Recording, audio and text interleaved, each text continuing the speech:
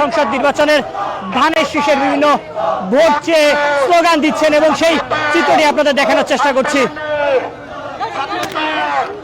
প্রিয় দর্শক, আপনারা দেখছেন হাজার হাজার নেতাকর্মী নিয়ে এই মুহূর্তে ঢাকা মহানগর উত্তর ছাত্র দলের নেতাকর্মীরা একটি শুভেচ্ছা মিছিল করছেন এবং ধানের শীষের নির্বাচনী প্রচারণায় অংশ নিয়েছেন। আজকে এই মিছিল থেকে আমরা ধানের শীষের হয়ে বিভিন্ন ভোট চাওয়ার স্লোগান আমরা লক্ষ্য করছি।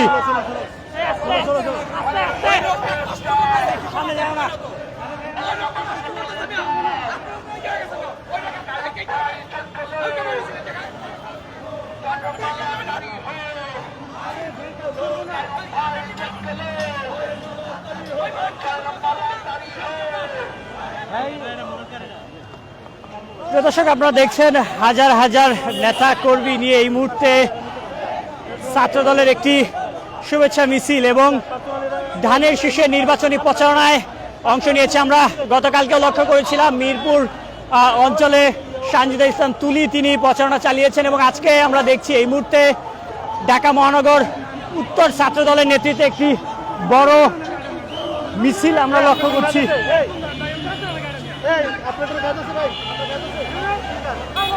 এবং এই মিছিলের অংশগ্রহণ করেছে ছাত্র দলের হাজার হাজার নেতাকর্মী, সেই চিত্রটি আপনাদের দেখানোর চেষ্টা করছি। আপনাদের জানিয়ে রাখি আজকে এই মহানগর উত্তর ছাত্র দলের যেই নির্বাচনী প্রচারণা চালাচ্ছেন বিএনপির ধানের শীষের হয়ে, সেরকম বিভিন্ন স্লোগান আমরা লক্ষ্য করছি। ইতিমধ্যে এই নির্বাচনী প্রচারণা অংশ নিয়েছেন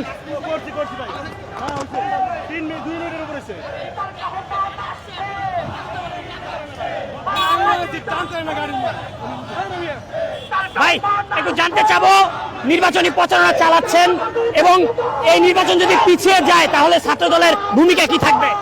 আপনারা জানেন অনেক কষ্ট করে এই দেশে একটি 5ই আগস্টের সৃষ্টি করেছি। বাংলাদেশ জাতীয়তাবাদী ছাত্র দল সারা বাংলাদেশের তরুণ সমাজকে সাথে নিয়ে এই দেশ থেকে একটি 5ই আগস্টের সৃষ্টি করেছে এবং এই দেশ থেকে স্বৈরাচারী হাসিনাকে পালাতে বাধ্য করেছে। তা আমরা বলতে চাই, ইতিমধ্যে আমরা দেখেছি যে একটি স্বৈরাচার এবং গুপ্ত সংগঠন এই নির্বাচন নিয়ে পায়তারা করতেছে।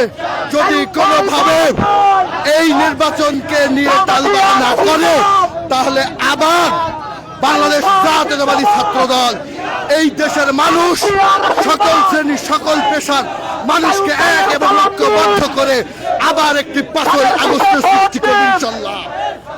প্রিয় দর্শক, দেখছিলেন ছাত্র দলের এই মিছিলে হাজার হাজার নেতাকর্মীরা অংশগ্রহণ করছে। মূলত ঢাকা মহানগর উত্তরের আয়োজনে আজকের এই বিএনপির নির্বাচনী প্রচারণা মিছিল।